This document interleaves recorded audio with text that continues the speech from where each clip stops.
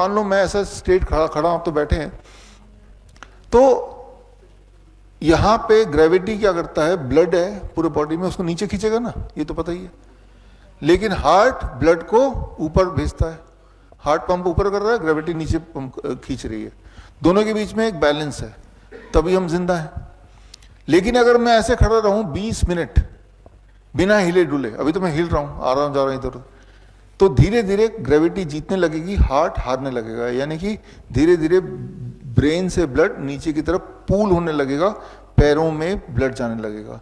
जब ब्रेन में एक लेवल से कम ब्लड होगा तो क्या होगा, हमें बेहोशी आएगी, अनकॉन्शियसनेस, गिर जाएंगे। बचपन में आपने देखा कि खड़े खड़े असेंबली में कुछ बच्चे गिर जाते हैं, आप में से कुछ लोगों को हुआ होगा ऐसा। हमें लगता है कि बड़ा कमजोर बच्चा है, धूप ज्यादा है, पानी नहीं पिया होगा, XYZ रीजन होगा, ऐसे सोचते हैं। याद रखिए, आप एक्सपेरिमेंट करके देखिए कि 20 मिनट मैं कुछ नहीं, बस ऐसे खड़ा रहूंगा, तो जब खड़े रहते हैं, जैसे मैं मूव कर रहा हूं, तो जब मूव करते हैं तो ये हार्ट है, दिस इज सेकेंडरी हार्ट, ये भी ब्लड को ऊपर पुश कर रहा है, तब बैलेंस बना रहेगा। लेकिन मूव नहीं करेंगे तो ही दिक्कत आएगी। आप गौर कीजिए, याद कीजिए, जो जो बच्चे गिरे होंगे बचपन में, अगर आपको याद है वो चेहरे, तो कौन बच्चे गिरते हैं जो टीचर की सारी बातें मानते हैं। जो शरारती बच्चे हैं वो मानते ही नहीं, वो हिलते डुलते रहते हैं, वो गिरेंगे ही नहीं।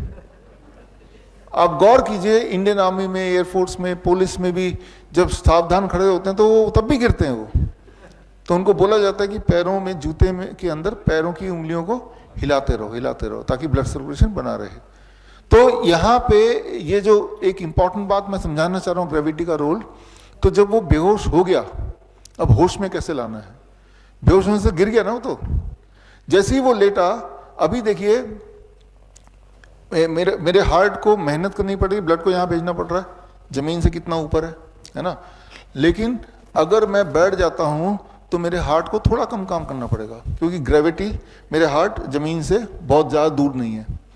आपने गौर किया कि जब भी आप खड़े होते हैं थक जाने के बाद क्या करते हैं, मुझे बैठना है, बैठते रिलीफ मिलता है, हार्ट को काम करना पड़ रहा है। बैठे बैठे थक गए तो क्या बोलते हैं आप, लेटना है। जब आप लेटते हैं तो क्या हुआ, आपका हार्ट, आपका लंग, आपका ब्रेन सारा एक ही लेवल पे है, अब हार्ट को बहुत कम काम करना पड़ेगा, तो सर्कुलेशन रीस्टार्ट हो गई, ब्लड पहुंच गया दोबारा ब्रेन में अप्रोप्रिएट अमाउंट में, वो इंसान होश में आ गया। तो यहां पे मेडिसिन क्या रहा, उसका लेटना मेडिसिन रहा, राइट। वो जो लेटा है ना, वही मेडिसिन है उसका।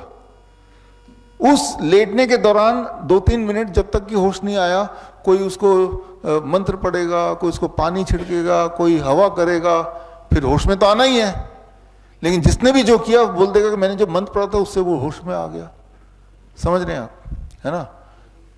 अगर आप चाहते हैं कि जब वो लेट गया है और आप चाहते हैं कि वो जल्दी से होश में आ जाए, तो ज्यादा से ज्यादा क्या कर सकते हैं, लेटा तो है ही वो, और उसके दोनों पैरों को अपने ऊंचे पे रख दिया ऐसे, तो ब्लड जल्दी सिर पे आ गया। समझ रहे हैं आप। तो इस तरह से हम क्या कर रहे हैं यहाँ पे, ग्रेविटी एज मेडिसिन, ग्रेविटी को यूज कर रहे हैं। बड़ी से बड़ी बीमारी का आसान से आसान इलाज घर बैठे ही हो सकता है। अधिक जानकारी के लिए कांटेक्ट करें nearest doctor BRC clinic @ home।